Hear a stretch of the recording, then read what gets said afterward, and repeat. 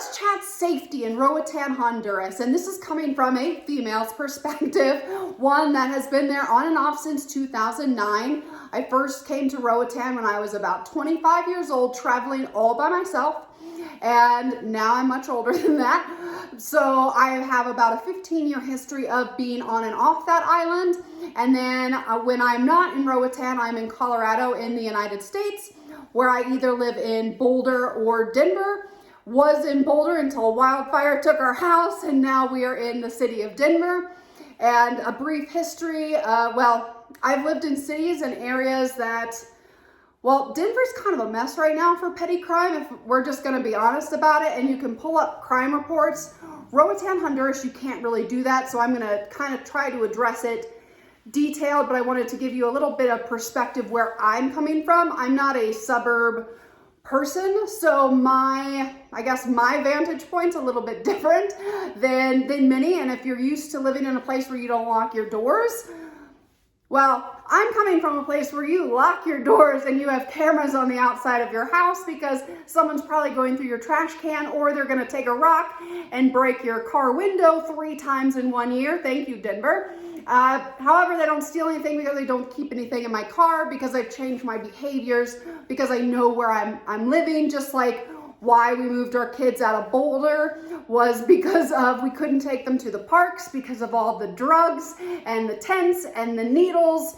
And it turns out we also couldn't take them to the darn libraries because of meth contamination. So that's fun in the United States of America. And I'm not saying that to hate on the United States. I'm saying that as a basis point, because when I talk about Roatan, Honduras, the comments are just about, man, murder capital of the world, and it's just like, whoa, let's just slow down. So I do want to give you a basis of where I'm coming from, because my perspective is, well, one of a person that lives in the city or had to leave an area because of drugs, and which Boulder is a wonderful area. It's a shocking expensive area, and I love Boulder. We would be there now if our house didn't burn down, but you know, life happens. So I digress. So let's go back to Roatan, Honduras. So you kind of know where my perspective is, and you have to have street smarts. Like I've never been in a place where I didn't lock my doors at night or lock my car, take all my possessions out of my car at night. So I do have a different perspective than someone like my parents. When my mom comes to Honduras, I have to talk to her a lot because she never locks her car. She leaves her keys in the car. I don't think there's house keys at my parents' house. I've never known the house to be locked.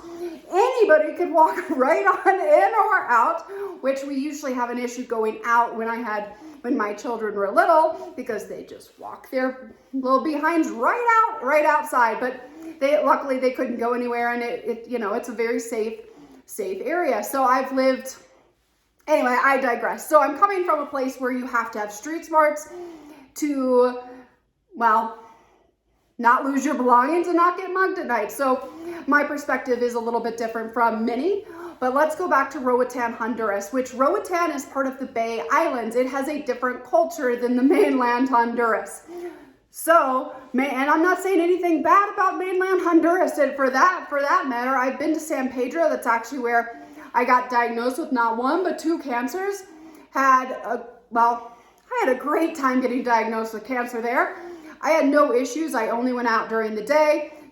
Very similar to how I act living near Federal and Colfax in Denver.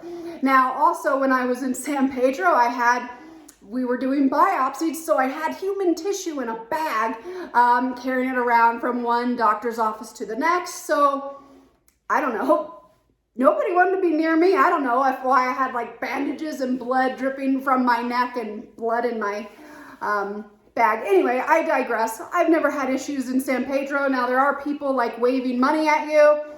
Don't roll down your windows. Simple things. Keep your doors locked. Exactly what I do in Denver, Colorado, or heck, even Boulder, but definitely in Denver where I'm living now. But let's pull it back to Roatan, Honduras. I think for where I have lived in my life, Roatan, Honduras is fairly safe. I think West End, West Bay, I have personally never had any issues. Do issues happen there? Yes, just like anywhere else. And I think the biggest thing is you have to have street smarts. And when I say that, it's like if you see someone doing something weird, acting weird, and I mean like they're most obviously on drugs, they have a stick, they're doing something weird, it's probably best to avoid them, just like I do when I'm near Federal and Colfax and the mental health facility in Denver. I'm not going to go anywhere near them, and that's in case they have an episode. I don't know who they're talking to. They might be having a dissertation in front of a live audience. I have no idea what they're doing. I'm just going to stay away, and I don't mean to disparage anyone with mental health issues. I'm just saying I'm not a trained professional, and my butt's going to be nowhere near it because I have no business being near it.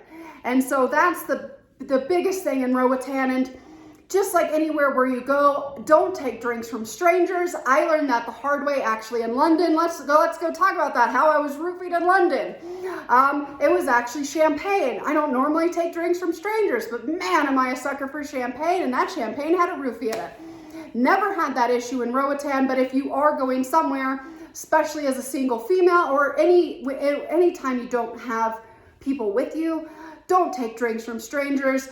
Watch your surroundings. If there are people that are staring at you and acting weird, probably don't go there. If it's dark, probably don't go there. If it's a dark alley, probably avoid it. And that will avoid most of your issues any place you go. And so I think West End, I walk it. I walk up and down West End. I do when you get close or more toward like at the end of the road. I'm trying to think, all the places have changed names since I can remember. So I was about to say once the gravel starts, I don't really like being over there at night. That's just because it's dark. That doesn't mean there's anything wrong with it over there. It's just, it's dark, and I don't go places that are dark at night.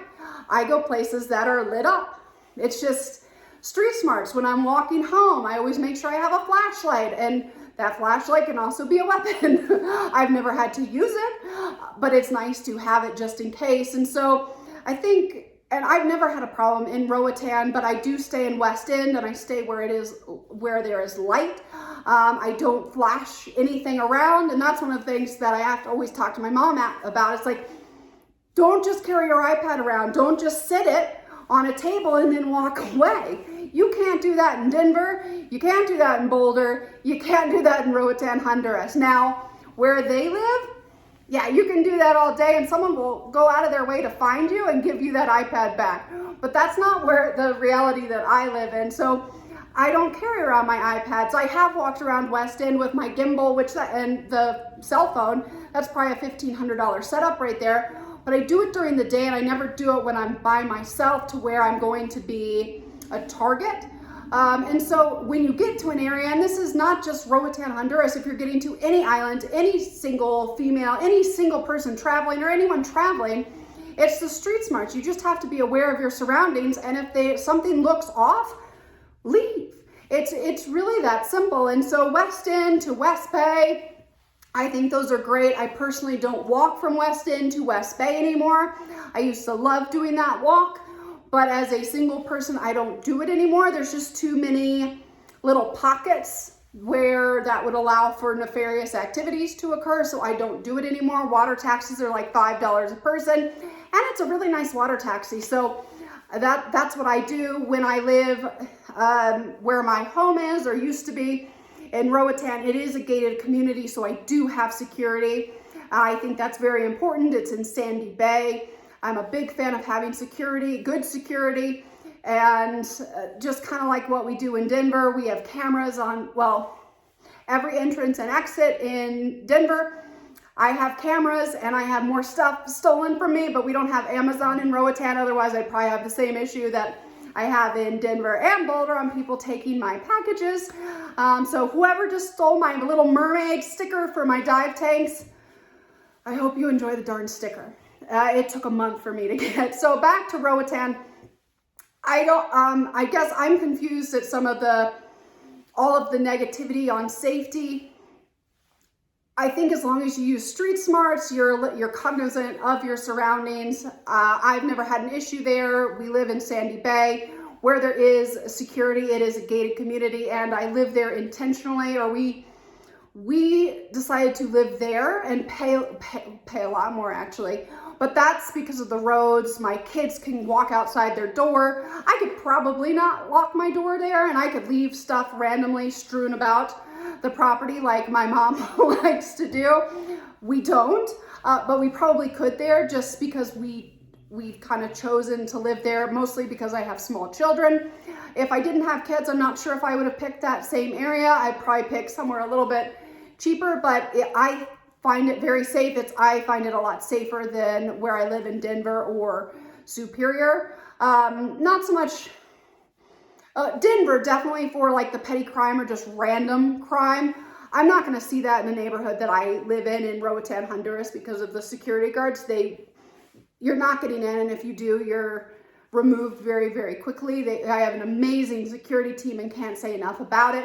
I do choose to pay for that, which is around $4,000 a year. So, but that's more of peace of mind, and you certainly don't have to do that. But just going back to the general safety, I don't go to Cox and Hole at night. I do business in Cox and Hole. I pay attention to my surroundings. I don't like using the ATM that's in downtown Cox and Hole that has a ton of people around it that I'm going to then have to walk several blocks to go to my car.